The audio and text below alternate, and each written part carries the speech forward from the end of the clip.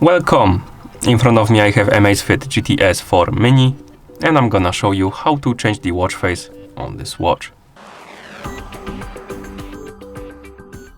First, we need to wake up the screen on our watch. You can do it by pressing the side button.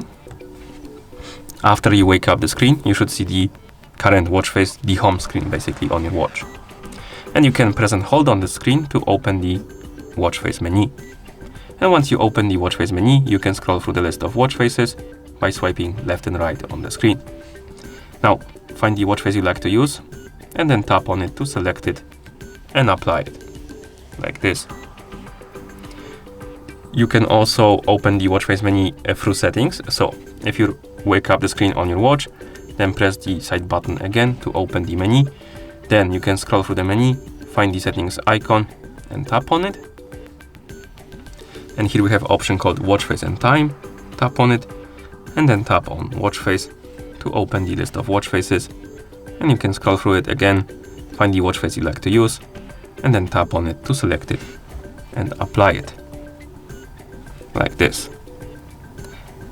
You can also change the watch face via the phone application on the phone that is paired with your watch. So if we move the watch to the side, bring our phone right here, zoom out the camera, so you can see the whole screen, like this. And then you can open the Zap application on the phone that is paired with your watch. In the app, you can tap on the profile icon, select the Amazfit GTS 4 Mini from the list of devices, and here you should see the device page. And also on this page you should see the option called watch faces. Now tap on it, then tap on mine right here.